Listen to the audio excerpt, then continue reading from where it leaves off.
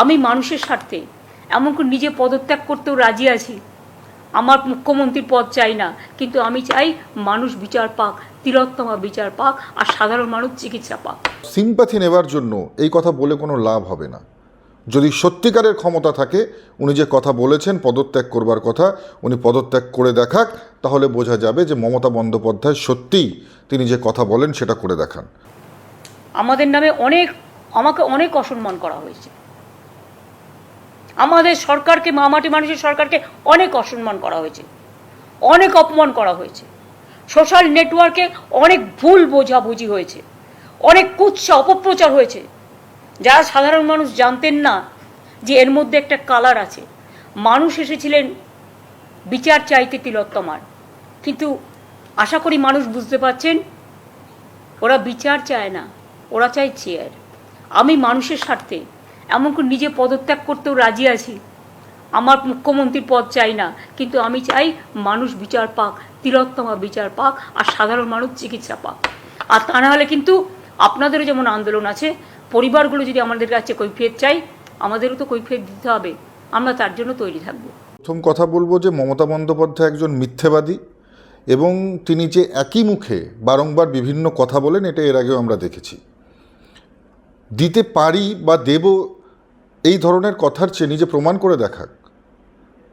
মুখ্যমন্ত্রীর পদত্যাগ দাবি এক, দফা এক, মুখ্যমন্ত্রীর পদত্যাগ, এটা শুধুমাত্র আমাদের কথা নয়, পশ্চিমবঙ্গের সুশীল সমাজ থেকে শুরু করে, ডাক্তার থেকে শুরু করে, স্কুলের ছাত্রী থেকে শুরু করে প্রত্যেকটা মহিলা যারা কোনোদিনও কখনো কোনো রাজনৈতিক সংগঠনের সঙ্গে যুক্ত ছিলেন না, প্রত্যেকে পথে নেমে একই কিন্তু দাবি জানিয়েছে যে দফা এক, দাবি এক, মুখ্যমন্ত্রীর পদত্যাগ।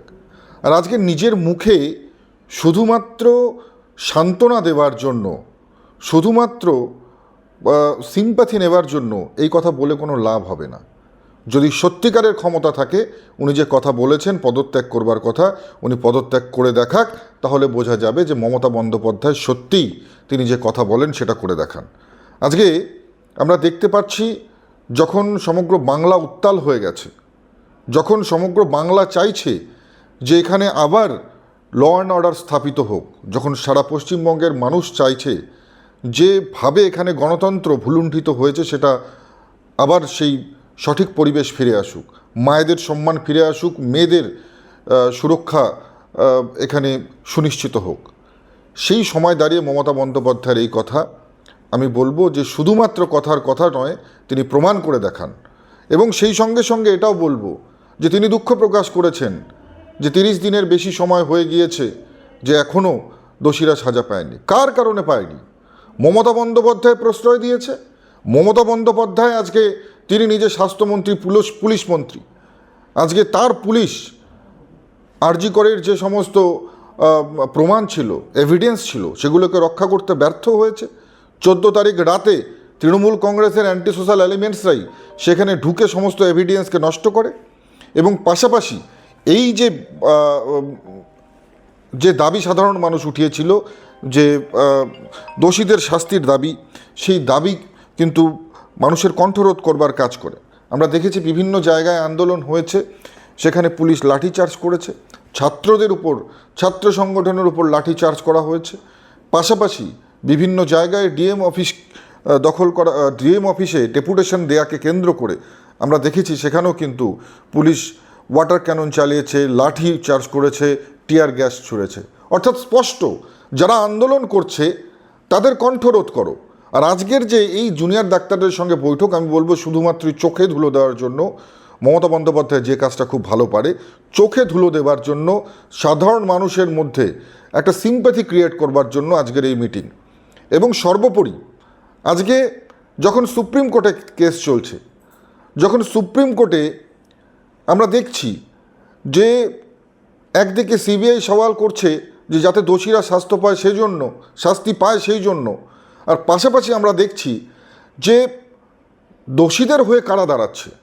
অর্থাৎ দোষীদের হয়ে আমরা যখন দেখছি 21 জনের প্যানেল, আর সেই প্যানেলে কপিল সিব্বাল থেকে শুরু করে 21 জন তাবর সুপ্রিম কোর্টের লয়ার যখন সেখানে তারা যখন স্টেটের হয়ে দাঁড়াচ্ছে, এই রাজ্যপক্ষের হয়ে দাঁড়াচ্ছে, তার মানে কি? একদিকে তিনি বলছেন নির্যাতিতার যারা দোষী তাদের শাস্তি হোক, আর একদিকে নির্যাতিতার দোষীরা যাতে শাস্তি না পায় সেই জন্য সুপ্রিম কোর্টে 21 জনের প্যানেল তৈরি করে কোটি কোটি টাকা সেখানে ব্যয় করছে, যেটা আপনার আমার ট্যাক্সের টাকা। আজকে সেই জায়গাটা থেকেই আমাদের প্রশ্ন যে যদি মমতা বন্দ্যোপাধ্যায় সত্যিই চায় দোষীদের শাস্তি হোক, তাহলে কেন 21 জনের সুপ্রিম কোর্টে লয়ারদের প্যানেল তৈরি করলেন? যদি সত্যিই তিনি চান যে দোষীরা গ্রেপ্তার হোক, তাহলে কেন 5 দিন পর্যন্ত তথ্য লোপাট করা হলো? যদি সত্যিই তিনি চাইতেন যে দোষীদের শাস্তি হোক, তাহলে কি কারণে আমরা দেখেছি যে পিডব্লিউডিকে অর্ডার করে সেখানে তড়ি ঘড়ি যে ঘরে এই ঘটনা ঘটেছে সেই ঘরের দেয়াল ভেঙে দেওয়া হলো, সেই ঘরের যে ঘরে সেই ডেড বডি পাওয়া গিয়েছিল সেই ঘরের মেঝে অ্যাসিড দিয়ে পরিষ্কার করা হলো? কি কারণে?